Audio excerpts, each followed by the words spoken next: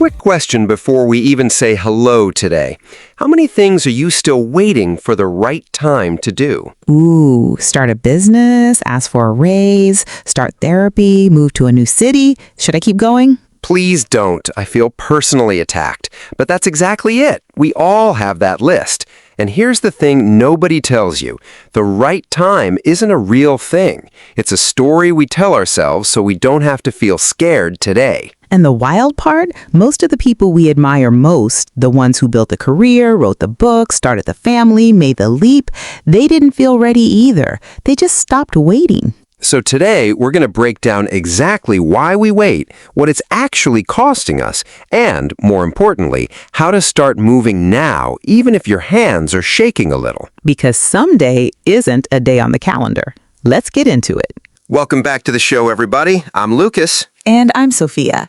Today's topic is one that honestly hits close to home for both of us. Stop waiting for the perfect time. This came up because, Sophia, tell them what happened last week. Okay, so a listener messaged me and said, I've had a business idea for 3 years. I keep telling myself I'll start once I have more savings, more time, more confidence.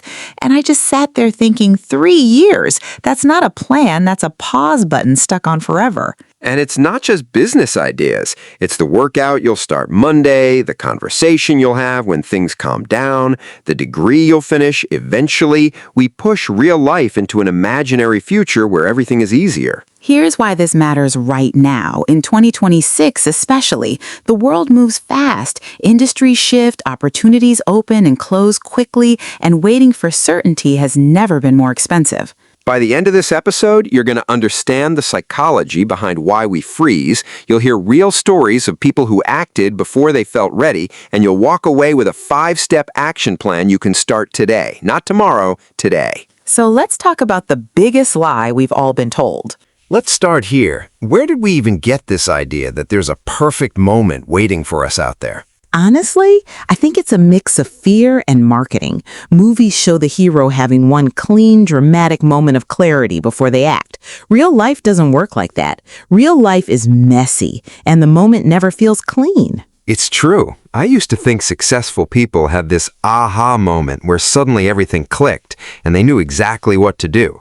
Then I actually started talking to people who built things, small business owners, athletes, artists, and almost none of them describe it that way. What do they say instead? They say something more like, I was scared, I didn't have enough money, I didn't know if it would work, and I did it anyway. The clarity came after they started, not before. That's such an important distinction. We think confidence comes first, then action, but it's the opposite. Action creates confidence. Let's make this practical. Think about learning to drive. Nobody feels 100% ready the first time they sit behind the wheel. You feel ready after you've driven a few times. Right, and waiting until you feel ready to drive would mean never driving. Exactly. So here's a question for you and for everyone listening. What would you attempt this month if you knew for a fact that the perfect time was never coming? I love that question because it removes the excuse. It's not when will I be ready, it's I will never feel 100% ready, so what now? And that's not pessimistic, by the way. It's actually freeing. Once you accept that readiness isn't coming, you stop waiting for a feeling and start focusing on the next small action. Let's talk about what's actually happening in our brains when we wait, because it's not laziness, it's something deeper. This is the part people don't like to admit. A lot of I'm waiting for the right time is really I'm scared and I don't want to say that out loud. It's true. Our brains are wired to avoid risk. From an evolutionary standpoint, uncertainty used to mean danger. So when you think about doing something new, starting a business, changing careers, having a hard conversation, your brain treats it almost like a physical threat. That's why your heart races before you send that risky email or make that phone call. Your body doesn't know the difference between this might be awkward and this might be dangerous. And waiting feels safe because it avoids that discomfort. But here's the trap. The discomfort doesn't go away. It just gets postponed. And usually it grows. There's actually a term psychologists use for this. It's related to what's called the planning fallacy, mixed with fear-based avoidance. We convince ourselves that we're being responsible. I'm just preparing. I'm just researching more. When really, we're avoiding the emotional risk of trying and possibly failing. I want to be careful here because preparation is real and important. There's a difference between healthy preparation and what I'd call productive procrastination, staying busy with research, planning, and preparing so you feel like you're doing something without ever actually doing the thing. Oh, productive procrastination is dangerous because it feels like progress. You can spend 6 months researching how to start a podcast and never record a single episode and somehow still feel accomplished. So how do you tell the difference between real preparation and avoidance? Here's a simple test. Ask yourself, is this next step something only I can do, or am I hiding behind information I already have? If you already know enough to take one small action and you're still researching, that's usually avoidance. That's such a useful filter because most of us don't need more information. We need more courage. And courage isn't the absence of fear. It's acting even though the fear is there. Nobody is fearless. The people who move forward just don't let fear be the deciding vote. Let's bring this to life with some real stories because I think it hits different when you hear how it played out for actual people. Okay, let's do a little comparison. I want to talk about 2 kinds of people we all know. Maybe you even see yourself in one of them. The waiter and the leaper? Exactly. Picture someone who's wanted to switch careers for years. Every year they say, this is the year. They read articles, they follow people in the new field online, they even bookmark job listings. But something always comes up. A slow month at work, a big expense, a reason to wait 6 more months. And 5 years later?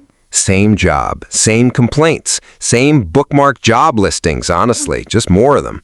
I know someone almost exactly like that, and I want to contrast it with a friend of mine who wanted to start a small baking business from home.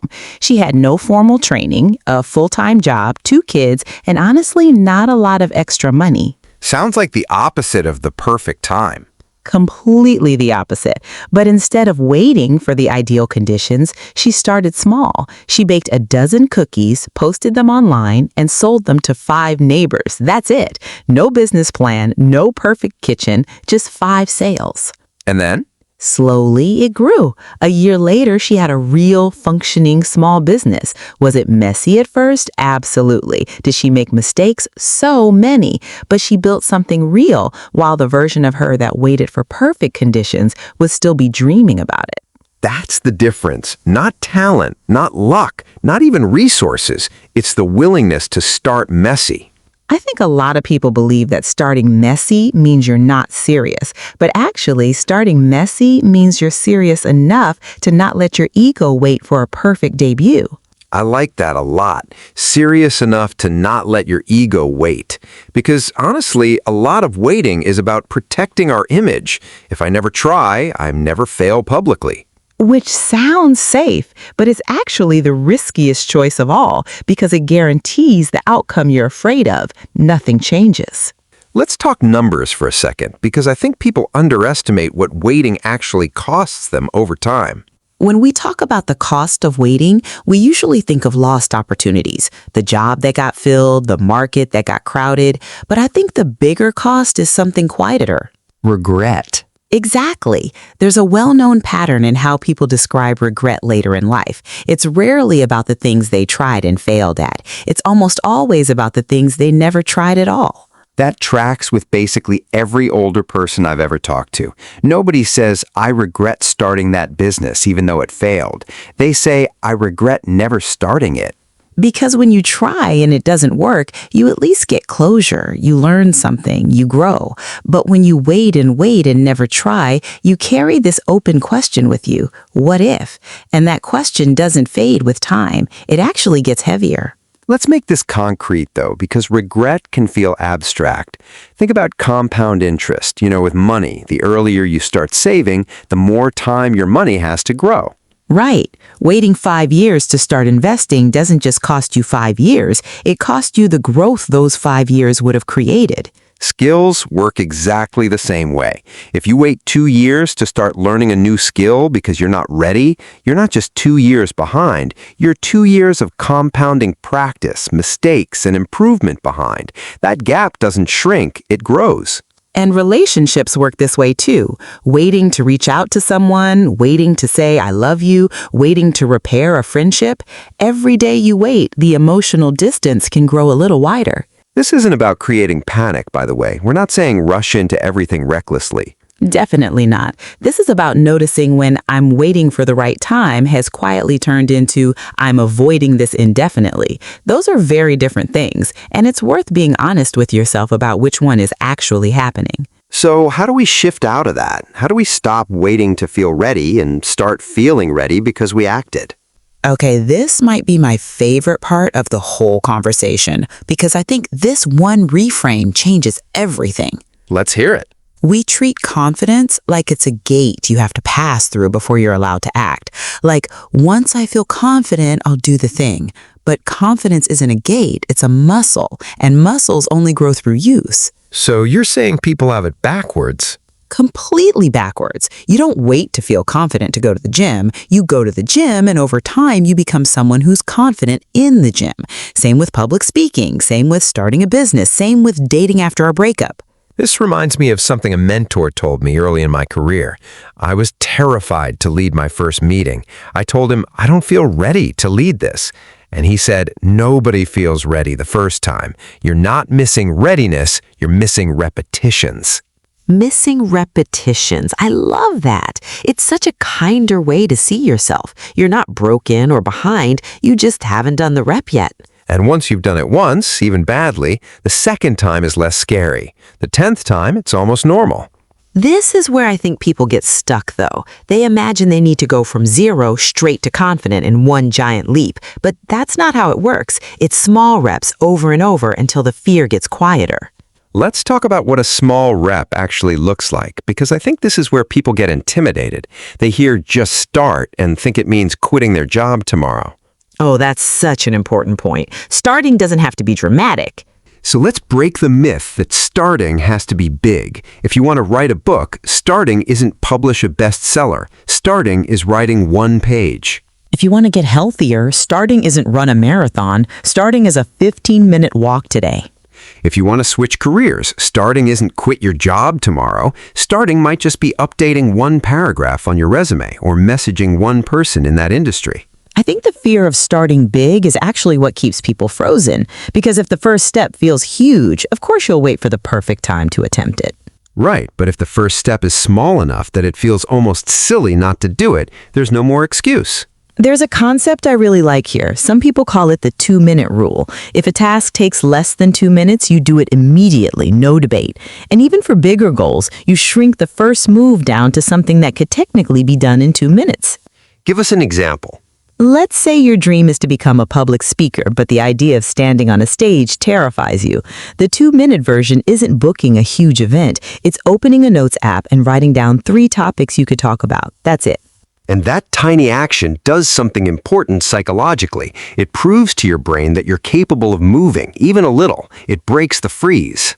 Exactly. Momentum doesn't start with motivation. Motivation is actually often the result of momentum, not the cause of it. Let's sit with that for a second, because I think a lot of people are waiting to feel motivated before they start anything. And they'll wait forever because motivation usually shows up after you've already taken the first step and started to see a little progress. So the advice isn't wait until you feel motivated, it's act your way into motivation. I want to add one more thing here. Imperfect action beats perfect inaction every single time. A messy blog post that gets published teaches you more than a perfect blog post that never leaves your drafts folder. That's going on a t-shirt. Imperfect action beats perfect inaction. Put me on the payroll for that one. Okay, so let's say someone takes that small step today. How do they turn that one small action into something that actually sticks instead of just a one-time burst of motivation? This is the part people skip. They take one brave action, feel great for a day, and then go right back to their old patterns because there was no system to keep the momentum going. So how do we build that system? First, stack the new action onto something you already do. If you want to start journaling, don't try to build a brand new habit from nothing. Attach it to your morning coffee. After I pour my coffee, I write 3 lines. The existing habit becomes the trigger for the new one. That's such a practical tip. What else? Second, track it, visually if possible. Something as simple as marking an X on a calendar every day you take the action. It sounds almost too simple, but seeing that visual chain builds real motivation to not break the streak. I'd add a third one. Tell someone. Accountability doesn't have to be a big formal thing. It can just be texting a friend, "Hey, I'm doing X today, checking in tomorrow." Saying it out loud to another person makes it feel more real and a little harder to quietly abandon. And here's something important. Expect to miss a day. The goal isn't perfection, it's returning quickly. If you miss one day, that's not failure, that's just being human. Failure is letting one missed day turn into 2 weeks. That's such a healthy way to frame it. A lot of people quit completely after one slip because they think the streak is ruined. But one missed rep doesn't erase your progress. Only quitting does. Let's also talk about celebrating small wins, because I think we're so focused on the big goal that we forget to acknowledge the small ones along the way. Oh, this matters more than people think. If you only celebrate the huge finish line, the book published, the business profitable, the marathon finished, you're setting yourself up for months, sometimes years of feeling like nothing is happening. But if you celebrate the process, I showed up today, I had the hard conversation, I sent the email I was scared to send, you build a much more sustainable kind of motivation. Because motivation fueled only by the end result runs out fast. Motivation fueled by small daily wins can carry you for the long haul. All right, I think we've covered the why and the how. Let's turn this into something people can actually do, starting today. Let's keep this simple. 5 steps, and you can start on every single one of them within the next hour. Step 1. Name the thing you've been waiting on. Be specific, not "I want to improve my life," but "I want to start applying for new jobs," or "I want to have that conversation with my partner." Clarity is the first form of courage. Step 2. Shrink it down to a 2-minute version. Whatever the big goal is, find the smallest possible first action. Write 1 sentence, send 1 message, open 1 tab. Make it so small that skipping it feels ridiculous. Step 3, do that small action today, before the day ends. Not this week, not when things settle down. Today. The whole point is proving to yourself that waiting was never actually necessary. Step 4, tell 1 person what you're doing. A friend, a partner, even a comment on this video. Saying it out loud creates gentle accountability and makes the goal feel real instead of just a private thought. Step 5, schedule the next small step before you finish today. Don't leave your future self guessing. Open your calendar right now and put in 5 minutes tomorrow for the next tiny action. Momentum needs a next appointment, not just good intentions. 5 steps. None of them require perfect conditions, extra money, or extra confidence. They just require you, right now, doing 1 small, honest thing. So here's the big takeaway from today. The perfect time was never going to arrive on its own. It's not hiding somewhere in the future waiting for you to find it. It's built, 1 small, imperfect action at a time, starting now. And if you take one thing from this episode, let it be this. You don't need to feel ready to begin. You need to begin to feel ready. That might be the line of the episode right there. Here's a thought to leave you with. The moment you stop waiting to become someone braver is the moment you already are. So today, not tomorrow, not when things calm down, pick 1 thing you've been putting off and take the smallest possible step toward it. If this episode gave you even a little push, hit like, subscribe so you don't miss the next one, and drop a comment telling us what's 1 thing you're going to stop waiting for starting today. And if you know someone who needs to hear this, someone stuck waiting for their own right time, share this episode with them. It might be exactly the nudge they need. Thanks for spending this time with us. The perfect moment is the one you're in right now. See you in the next episode.